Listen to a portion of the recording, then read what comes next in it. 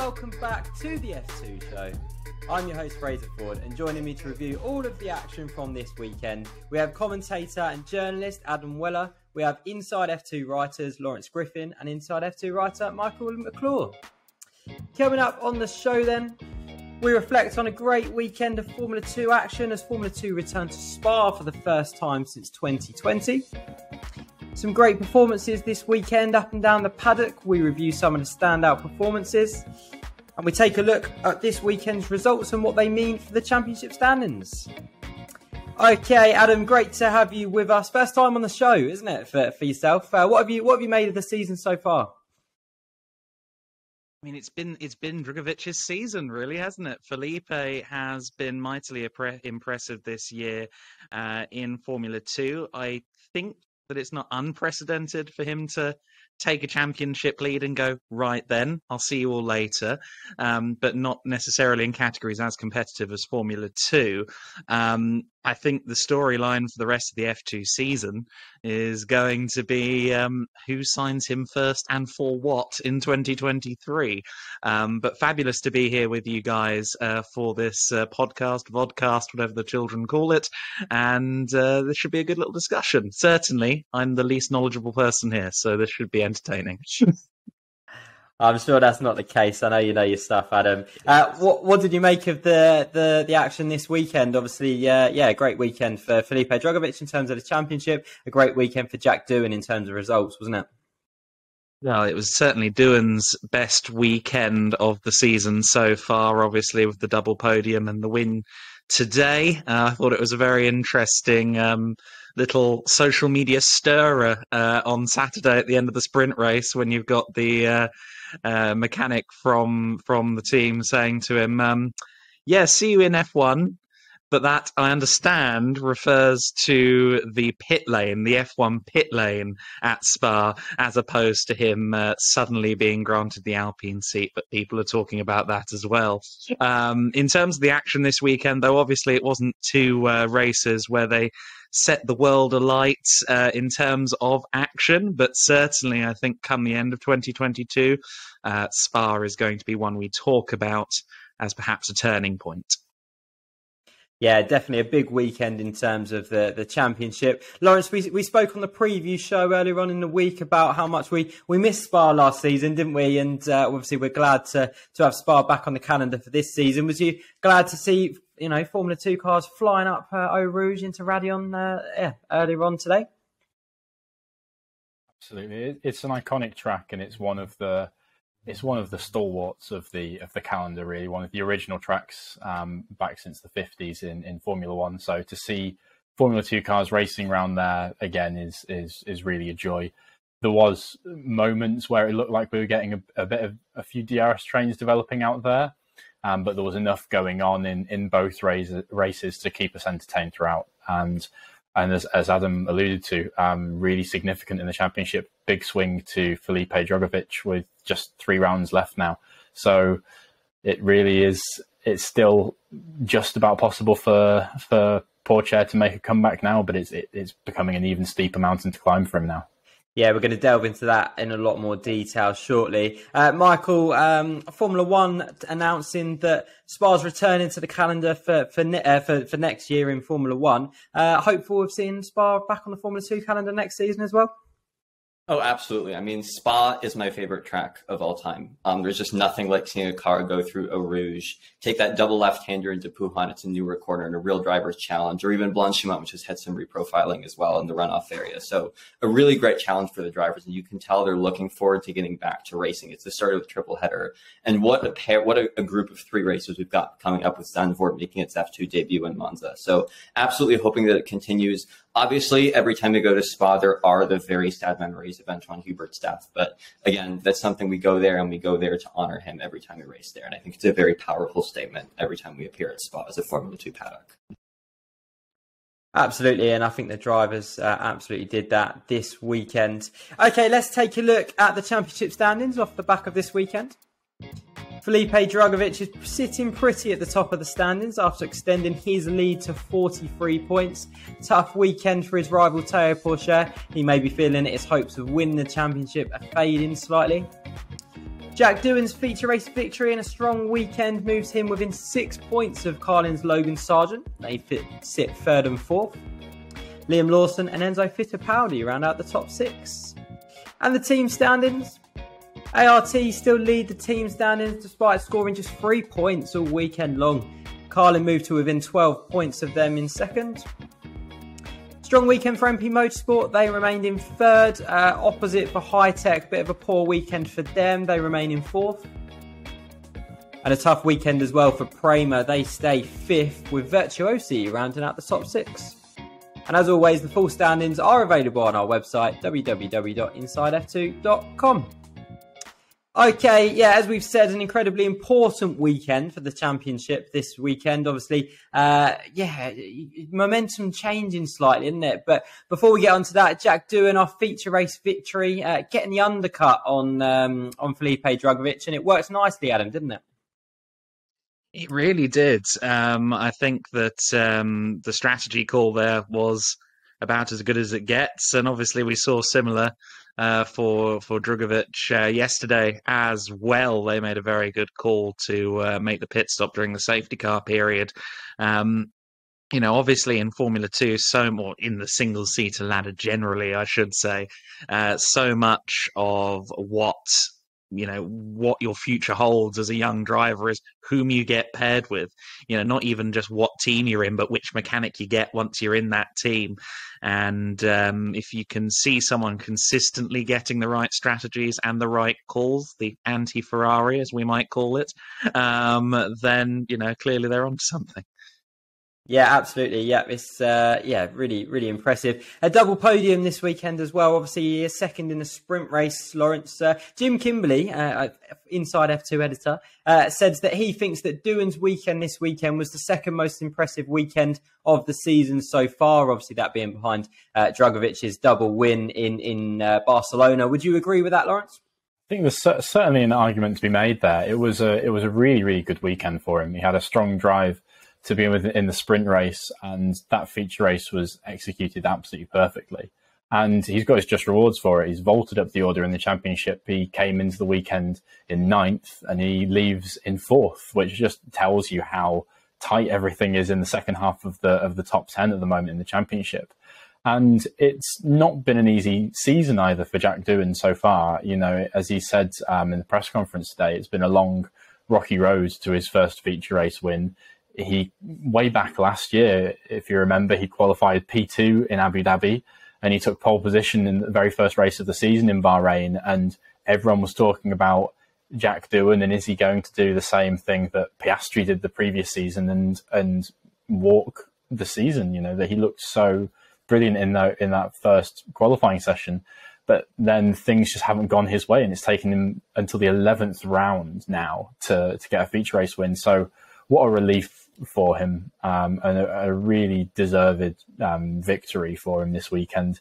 Like you say, that undercut just working to perfection for him. He kept close to Drugovich throughout the first stint, and then when he came into the pits, he just set this blistering pace, and everyone, I think, was fearing for him in the latter stage of the races with high degradation round Spa, fearing that the tyres might fall off the cliff and he could be eaten up. But actually, he built that gap. It got reduced as he was coming up to overtake Amaury Cordial and his teammate Marina Sato.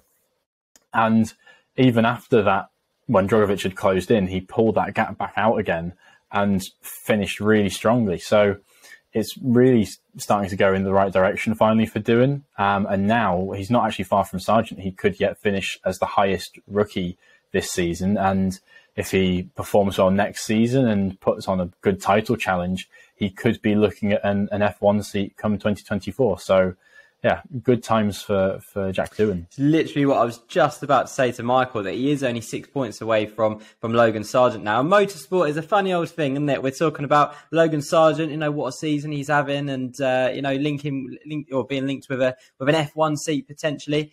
Jack Doohan maybe not having the best of seasons, as Lawrence has alluded to. A lot of pressure on him maybe at the start of the season when he'd had such a strong outing in qualifying in Abu Dhabi, pole position at the start of the season as well. He is only 6 points away. He's picked up points in all of the last 5 rounds. He's now got a feature race win as well. Has he finally found a little bit of consistency in Formula 2? And will he be eyeing up the P3 in the standings? Is that realistic for him, Michael? It's funny because last round at the Hungaroring, Jack told me that, he wanted to finish in the top 5. And there we are. He's got a shot at P3. He said it was unrealistic with what happened earlier in the year. But, Doohan's had such a strange season because the first 5 rounds, he qualified every single race in the top 3.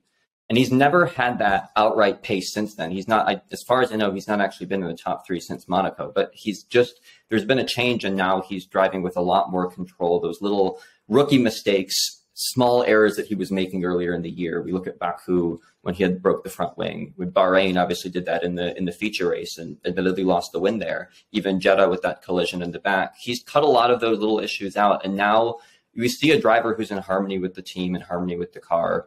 And it's wonderful to see him coming alive. Spa is a circuit where he does go well. You look at his absolute domination of that weekend last year in Formula 3. That's where he kicked off, really turned around and made a title challenge against Dennis Hauger possible. I think he's done the same here. He's made it a strong claim for himself to get top rookie honors. What this means for the future, I don't know. Will he continue in F2 next year? I would assume. He said previously he wanted to just do 1 season. Now it's looking like a second year will be possible. But I mean, he and Sargent have to come in as the favorites next year based on what we're seeing this year. It's almost hard to imagine, like, if Doohan had this pace, would Drugovich even be running away with this? I think Doohan could honestly be fighting for the title if he hadn't had such difficulties at the start of the year to be like 17th after 3 rounds, and now he's up in 4th. Yeah, completely agree. He's got title contending form right now, hasn't he? So it's a shame he did have a rough start to the season. Okay, let's talk about the championship battle then. Terry Pourchaire had momentum coming into this weekend, but as we said, yet again, momentum has swung back in Felipe Drugovich's favour. 43 points even, the gap now. How important has this weekend been in terms of the championship battle, Adam? It's a game changer, right? Any non-finish at this time of the season is huge, and obviously the bug bit Pourchaire today. There's 3 rounds left to go, so we are running out of time for a gap as sizable as 43 points to come down. I think that I don't think it's over by any stretch of the imagination, but it's going to take more than Drugovich to just sit there and have average weekends. He's going to need to have all-out misfortunes between now and the end of the season, because at this stage, it does feel like it's his to lose. Adam says it's not over. Lawrence, agree? Yeah, I do actually agree. I think it's absolutely not over because we were talking before the feature race that there was only a 25-point gap between the 2 drivers, and now all of a sudden there's 43 points, and that's how quickly things can change, and they can swing back the other way. Drugovich could have misfortune, as Adam says, but I think that's the only way in which Pourchaire gets back into it. The way he's been driving, Drugovich just not performing seems incredibly unlikely given how consistent he's been. Let's say he goes to Zandvoort next week and has mechanical failure during qualifying. That could see him start at the back in the sprint race and the feature race, and he could potentially have a pointless weekend. We don't know how easy it's going to be to overtake in Zandvoort. And if that happened and Pourchaire won the feature race and got good points in the sprint, he could then be well within striking distance by the time we get to Monza. And then, the whole sort of story of the season could be completely turned on its head. But it would need something as dramatic as that to happen to turn it around now. Pourchaire would have to drive absolutely out of his skin for these final 3 rounds to overturn that advantage, because I just don't see Drugovich not turning up and dropping points just purely through a lack of speed, because he's been so good. So it's not over yet, but by the time we get to Monza, it could be game on or game over. Yeah, definitely. I think it still is game on, isn't it? But it's a long stretch. But, by Formula 2 standards, we wouldn't write it off, would we? Definitely not. Michael, you're talking about Jack Doohan and Virtuosi being in perfect harmony. I think it's fair to say Felipe Drugovich and MP are working in, they have been all season long, and they were in 2020 as well, weren't they? There's something about MP that and Felipe Drugovich that just works really well. But it was a bit of an inspired move, wasn't it, by MP to put him on the softs in the sprint race, which catapulting him up to P4, and he went on to finish ahead of Théo Pourchaire, who Pourchaire started P3, Drugovich started P10. It was a gamble that paid off, wasn't it? To me, that will kind of be, I think, an image that defined the season. We had several of those this weekend. Pourchaire with his head in his hands in the pit lane is one of them. Drugovich getting by Pourchaire is another. And, that call was quite risky, because imagine if Drugovich had come in and no one else had pitted. Think about what happens there. Drugovich gets to the back. Does he finish in the points? We won't know. But it worked out well for MP. It was one of these, smart calls that worked. And I think in terms of gelling with the team, it's true. If you watch, Chasing the Dream came out over the summer break, and there's some great quotes in there from MP Motorsport staff, where they're saying they wanted Drugovich to stay in 2021. And obviously things changed. He went to Virtuosi. It didn't quite work out, and they were just so keen to have him come back. And it really feels like that sentiment is mutual. Another interesting thing about Drugovich's junior career, it seems like driver who is very much dependent on his relationship with the team. Carlin in 2019 in F3 was not good. Carlin in F3 is not the strongest team, but that partnership really didn't work out well.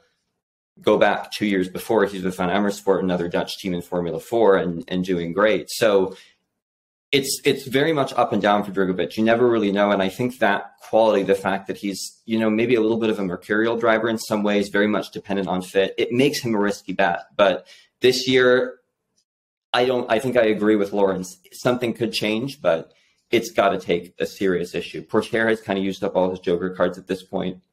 Drugovich can afford a non-score weekend completely. And even if Pourchaire takes full points, he's still got the lead. So that really just illustrates it. After Zandvoort, I think we'll have a clearer picture, and for sure after Monza, we'll know where things stand. But it's definitely looking like 95% sure that Drugovich is gonna seal this one by Abu Dhabi. 39 points available per weekend, 43 points is the lead. I think Zandvoort next weekend is a massive weekend, as you say. Lawrence, I saw your article on Inside F2 website about Felipe Drugovich, still focusing on F1 or potentially an F1 seat for 2023. What chance do you think that he has of an F1 seat?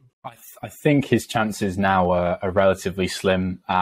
There is quite a chaotic situation in the F1 driver market at the moment, and hopefully for him, amidst that chaos, the fact that he's not attached to a junior team gives him the chance to sort of shop around for a potential suitor next year.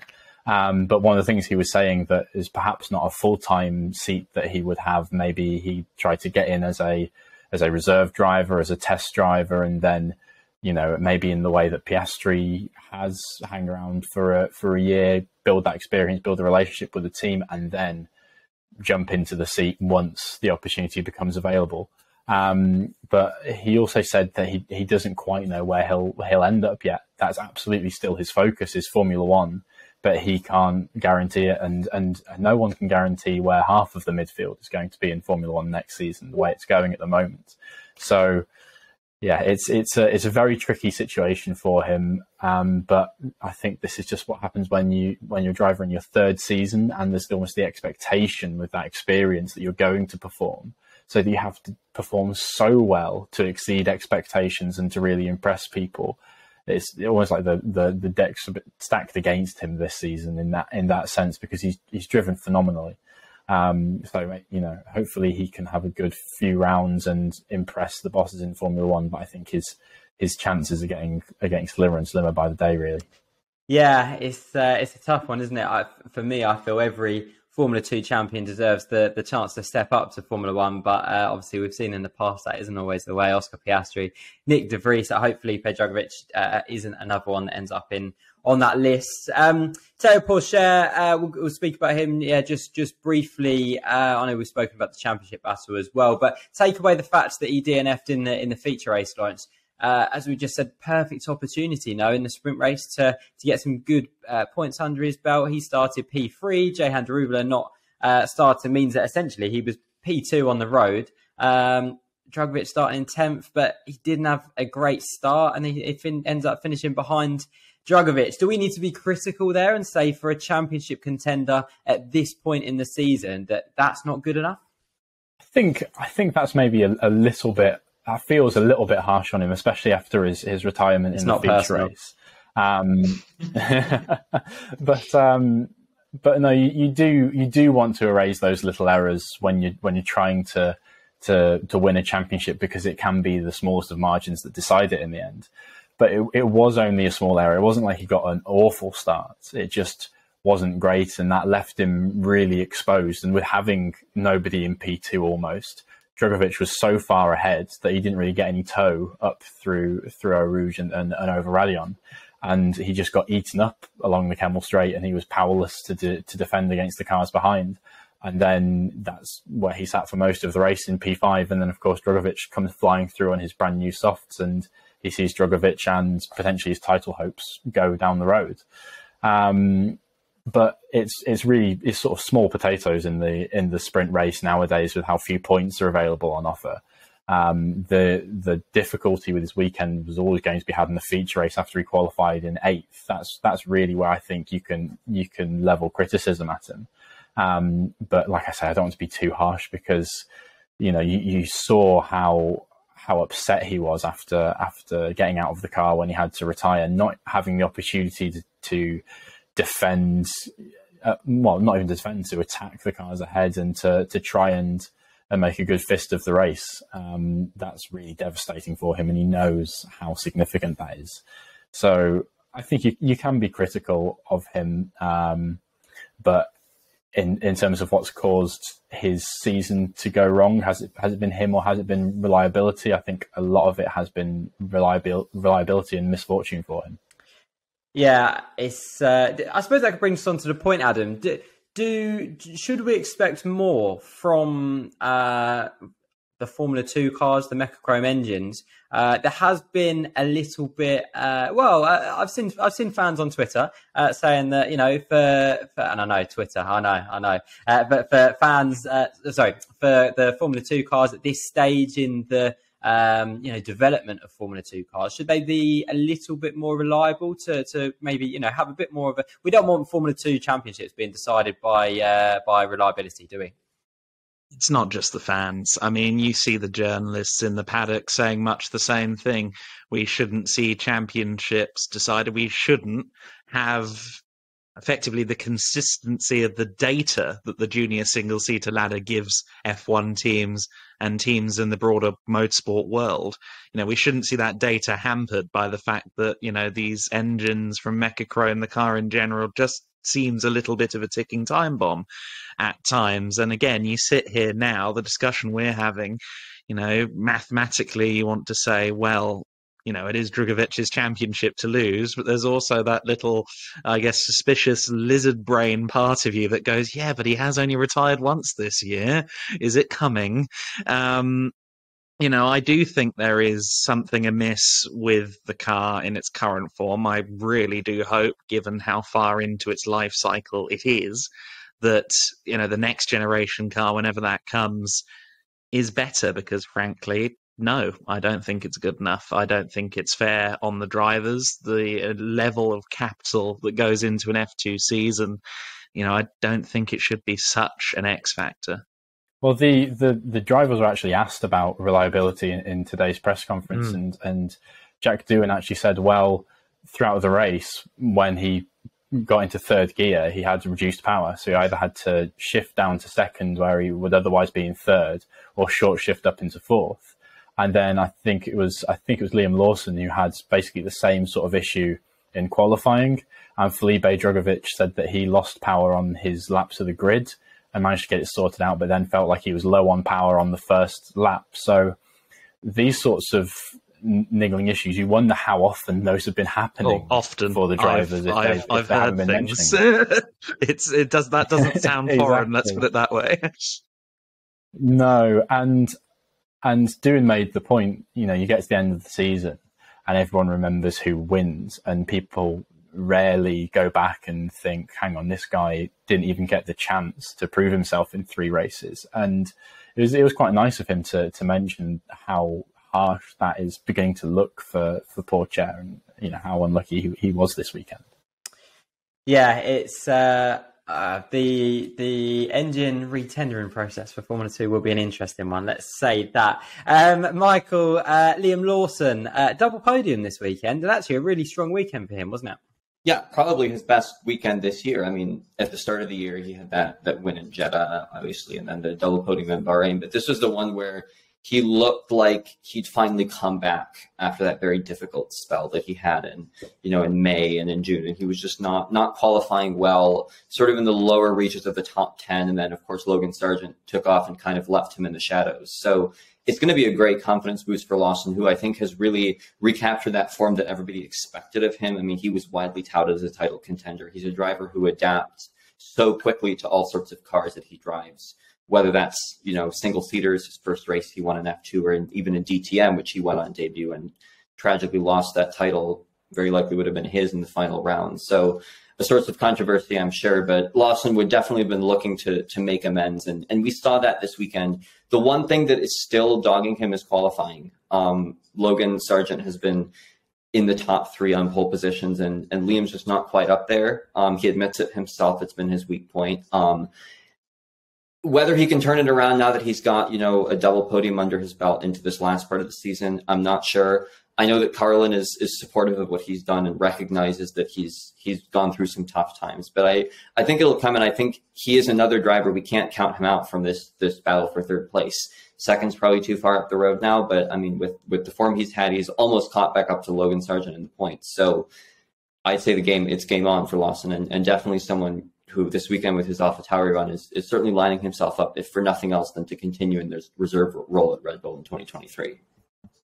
Yeah, absolutely. Completely agree. Is this the form that we're expecting from Liam Lawson all season, Lawrence? I mean, he had a great start to the season, didn't he? 3 podiums in the first 4 races, as Michael's just alluded to. Had a bit of a drop off in form between, through May and June. But he seems to have found his mojo again, doesn't he?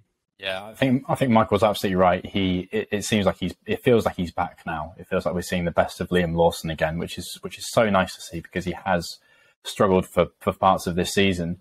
He's had points finishes in every race over the last 3 rounds now, and 2 wins, 1 feature race, both sprint race wins, and a podium in that time. And that's definitely been an improvement. He looked really strong in that feature race. The car was properly hooked up, as he said, and he had a solid feature race. And I think it shows that he's building confidence. That he said actually he'd hoped for better. He'd hoped to have gained more positions off the start, but he got sort of held up on the outside. And then that slow pit stop cost him the chance to really have a go at Drugovich and doing ahead of him. So, yeah, I think Liam Lawson is back fighting at his best. But, as we've sort of alluded to with Drugovich, he's in that awkward place now of being a driver in his second season. And if he goes into his third season next year, even if he wins the championship, does that necessarily do enough to impress the bosses in F1 or in the Red Bull Junior Driver Program, which is so competitive, which is so full of talent? If there's somebody coming up from F3 into F2 next season who also impresses, or somebody like Jack Doohan who impresses in his second season. So it's going to be really difficult for him, but hopefully he can start to reproduce those performances more consistently throughout the rest of this season and into next season. Michael, are you expecting to see Liam Lawson back in Formula 2 next season? That's a question I should probably ask him. I don't know. If I had to wager a guess, I'd probably say no. But there is one thing that he is lacking, and that's a feature race win. He's not gotten one over his 2 years in F2. And that's, I think, something that even these rookie drivers, even in the Red Bull program, Hauger and Iwasa have both got it. And that's the thing that's missing. If he gets it, I think he's got a much stronger claim to an F1 seat. But without that, it's so difficult to judge what he's going to do because, I mean, quite frankly, reverse grid win, not the same. You're not managing the tire degradation in the same way. You're not managing the strategy. And you're also not managing it over that longer race distance that is more comparable to what you'd see in Formula One. So there's a case to be made for either one. Perhaps it's something where if he doesn't do the third season, he's never going to be at the level where someone would take him. But there's a huge downside with that. We see it with someone like Drugovich, who in his third year isn't. I mean, that's maybe what's tanking his chances. Same as with Nick De Vries. Same as with really anybody go back in history. Davide Valsecchi, all the way back in 2012, had a great season, but was in GP2 for perhaps too long and sort of spoiled his chances. So is a really tough call for Lawson and for Helmut Marko to make. I'm curious to see what happens there, but he does have to look behind him because you mentioned F3. Well, our championship leader in what is a thrilling battle there is a Red Bull Junior and is a rookie. And Isaac Hadjar is someone whom Helmut Marko wants to fast track into Formula One by 2024. So that's the name to watch, I'd say, if none of the current F2 guys work out.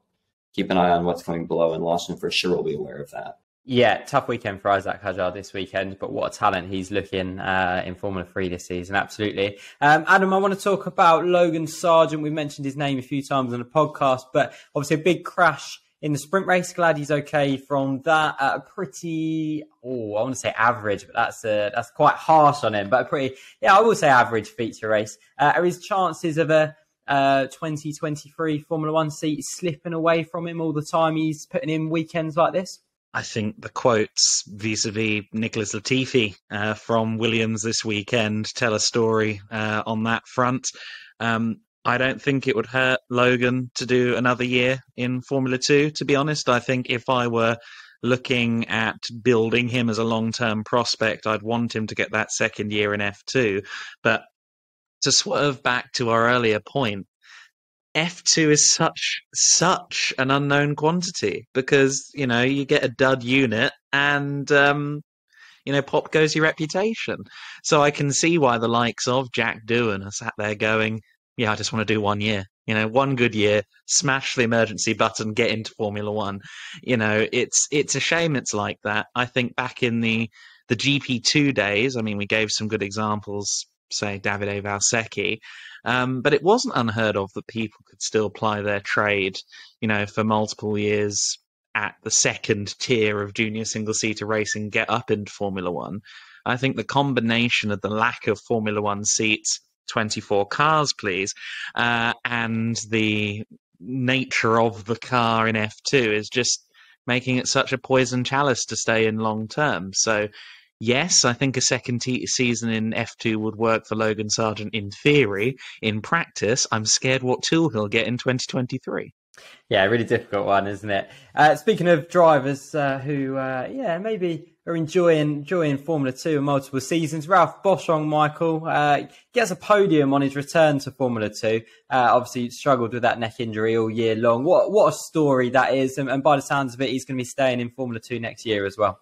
Yeah, Ralph is making a lot of noise about beginning what would be, I believe, his 7th different season in Formula 2. He debuted in 2017, the very first year of the championship, which is, he's such a fixture in this paddock at this point. But, as much as it is great to see him back, it is a very poignant story. And what Ralph has gone through the past few months illustrates, I think, several issues in motorsport that aren't often highlighted. First of all, we talk about, injuries. He didn't really know necessarily what his injury was until later. And it's not the first time that we've seen this, that a driver has fought through injury to try to retain in the car, even through illness. We see it sometimes. So that's disappointing that, Boschung has felt this pressure, that he's had to withdraw and put Campos in a very difficult position, not through his own fault, but just, gets in the car and realizes, I can't do it. And it was a wise decision for him to withdraw from those races when he did back in May, and then ultimately to, temporarily call time on the season in July. But he gave a quote. I asked him in the press conference about this, and he gave this quote that was, I'm going to read it. He said, I took the decision to make an evaluation with the doctors the week before Spa to see if potentially I could make a comeback. But then actually it was kind of in between. Well, they said it would be better to come back in Monza because they feared that the triple header would be too much for the neck. And instead of going along with that, he said he had some discussions with his sponsors. And in order to negotiate his future, he felt that he had to come back in Spa in order to kind of have a representative sample of races for them to determine what to do going forward. So he was caught in between a rock and a hard place, really. Does he miss out on these races and potentially lose that sponsorship that is so important for him to continue? Or does he come back, take that risk, potentially re-injure his neck, potentially put himself in a position where he can't race long term? I don't know what decision he'll take. He's even admitted as much that he might not be at Zandvoort. And if this is how he goes out with a reverse grid pole in a podium, I think he can look back on it with a smile. But it's a scary situation, really, because you don't want to compromise your own health in these cars. Every time you get in there, you're taking a lot of risk. And I just hope for Ralph's sake that, he's not going to jeopardize his future, because he is, even though he's got a lot of his speed through his experience, he is a quick driver. He struggled with budget early on. And I think without that, he could have, he had some very impressive drives in GP3 back in, 2015, 2016. Very, very good pace. And, in a smaller team, I think it was with Genzer potentially at the time, he could have, with that kind of talent, he could have been knocking on the door of F1 if he hadn't run into budgetary issues. So he's someone that I think we look back on it in 5-10 years and we'll look at it and see, where did Motorsport go wrong? I think he's a case study in that of both an inspiring story of raising his own sponsorship and managing his own career, and also at someone who kind of fell through the cracks. It's such a shame, because it feels like, especially towards the end of last season, beginning of this season, every time Ralph Boschung steps in a Formula 2 car, he's somewhere around the top 5, isn't he? So it's such a shame. And as you say, I think we'll look back on Ralph Boschung's time in Formula 2 as, one of those drivers who, could have made it potentially, but injuries are getting in the way of that, which is a real shame.